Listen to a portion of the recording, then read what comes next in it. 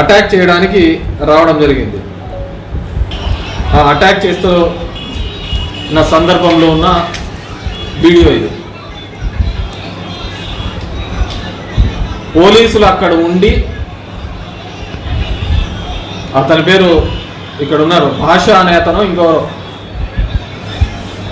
వాళ్ళను నిలవరించకుండా వాళ్ళని ప్రోత్సహించిన పద్ధతితోనే కనపడుతూ ఉంటుంది.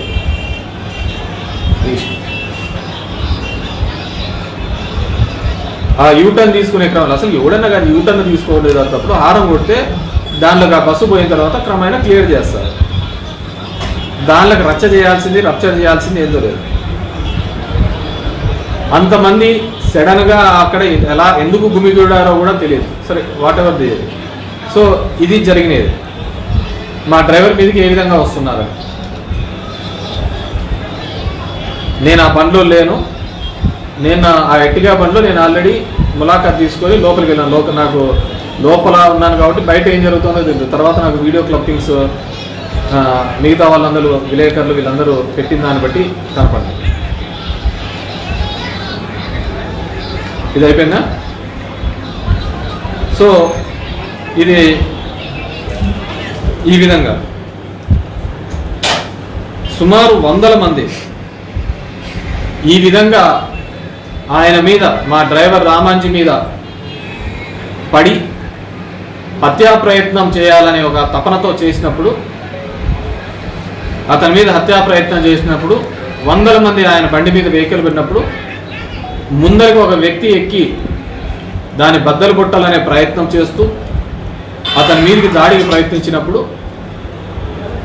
అతను ఎటుపోగా పాలుపోక అతను ఏ విధంగా బతకాలి అనే ఉద్దేశంతో వెహికల్ని ముందుకు పోనిచ్చడం జరిగింది. అది మీరు వీడియోలోనే చూపించే, నేను మీకు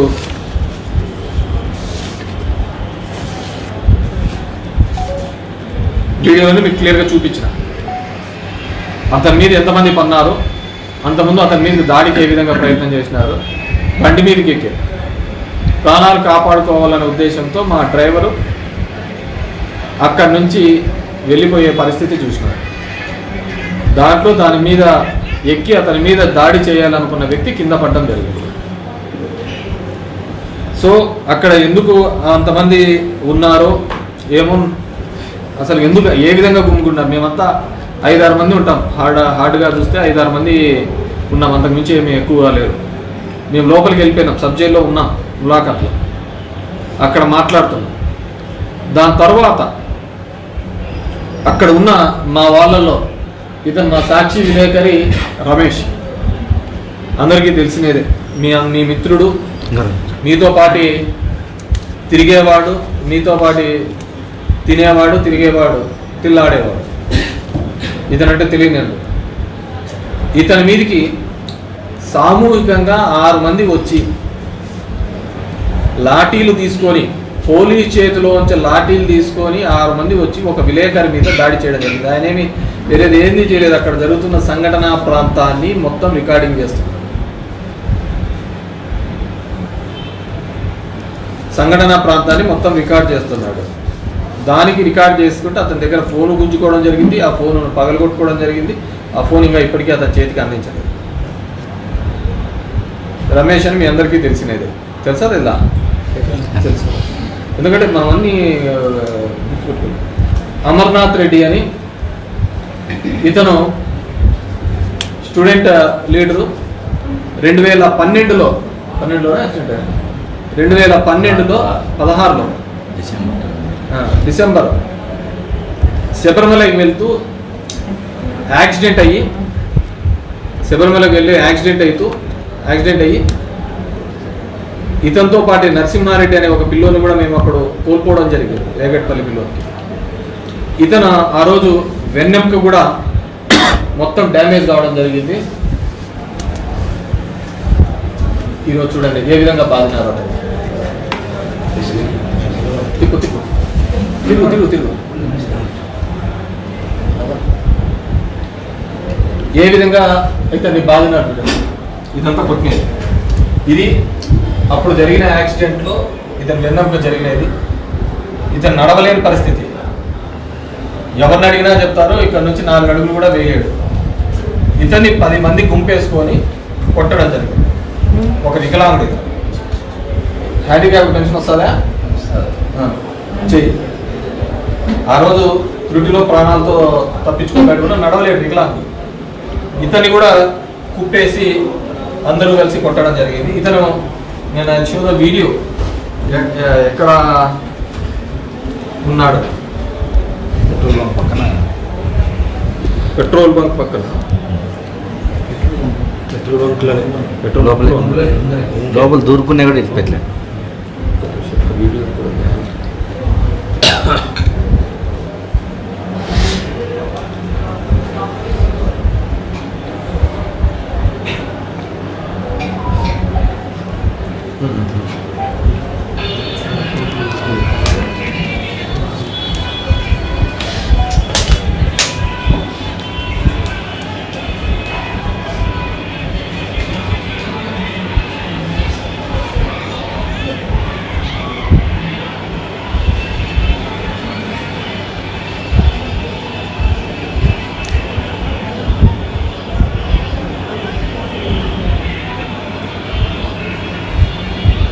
ఈ పిల్లల మీద అంతమంది వచ్చి అసలు ఎందుకు అంతమంది ప్రొక్కులు, ఒక బండి ఒక 2 నిమిషాలు కూడా నిలబెడితే తట్టుకోలేనంత పరిస్థితులలో వాళ్ళు ఎందుకున్నారు. ఈరోజు నేను వచ్చి ములాఖాత్ చేస్తున్న విషయం అందరికీ తెలిసిన విషయమే. మ్యాక్సిమం అందరికీ కూడా నేను ఈరోజు వస్తాను ములాఖాత్కి కలవడానికి వెళ్తానని చెప్పేసి తెలుసు. వాళ్ళు అంత త్వరగా అక్కడ ఏమీ లేని సంఘటనకు ఎందుకు ఆ డ్రైవర్ మీద అంతగా దాడికి ప్రయత్నం చేయాలని చూసినారు, ఎందుకు వాళ్ళ మీద పడి చేసిన తర్వాత దాన్ని ఎందుకు అంత పెద్ద సీన్ క్రియేట్ చేయాలని చూసినారు, ఎందుకు ఆ విధంగా చేయాల్సి వచ్చింది. సో దీని వెనకల ఎందుకంటే I have informed the department. DSP గారు సెలవు మీద ఉన్నారంట, 1 టౌన్ సిఐ గారు సెలవు మీద ఉన్నారు. దీంట్లో అన్నిటికంటే ఏంటంటే పోలీస్ స్టేషన్ 1 టౌన్ పోలీస్ స్టేషన్కి సబ్ జైలుకి మధ్య ఉండేది కామన్ వాల్. అంటే 100 అడుగుల దూరం కూడా లేదు పోలీస్ స్టేషను, 100 అడుగులు కూడా లేదు పోలీస్ స్టేషను. పోలీస్ స్టేషన్ 100 అడుగులు కూడా దూరంలో లేకుండా ఉన్న దానిలోకి ఈ విధంగా శృతి మించి ఏ విధంగా వస్తారు. మేము 5 years ఉన్నప్పుడు ఎప్పుడే కానీ ఇలాంటి సంఘటనలు జరగలేదు. అలాంటి సంఘటనలే జరిగి ఉంటే వీళ్ళు ఈరోజు బయట తిరిగే వాళ్ళే కాదు.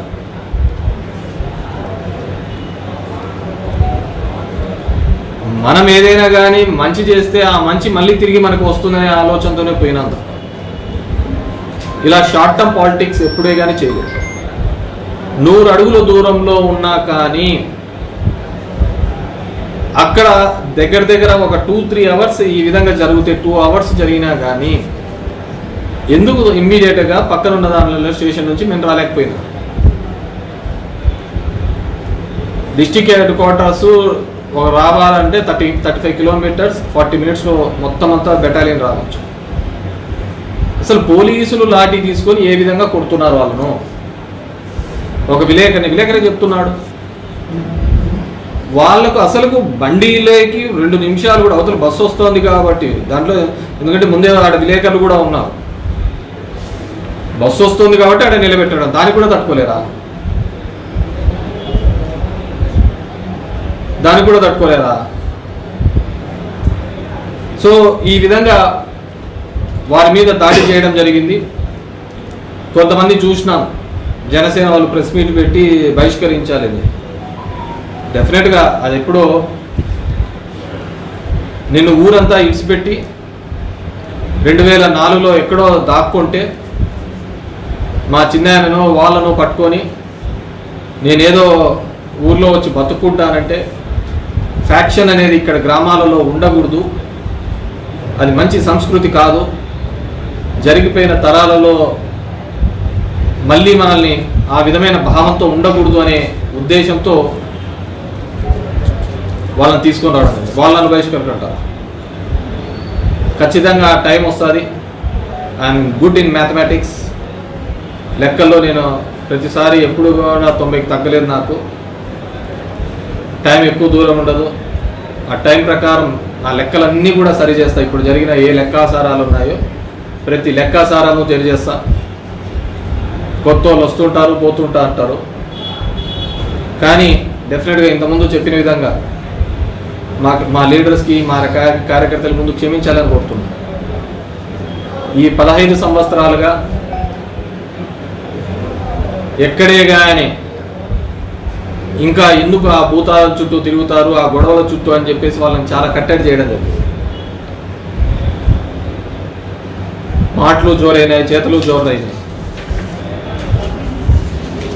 నేను కూడా ప్రభుత్వం ఇచ్చిన హామీల మీద కానీ, ఇక్కడ గతంలో సత్య చేసిన హామీల మీద కానీ 1 సంవత్సరం వరకు సమయం ఇద్దామనే నేను అనుకున్నాను.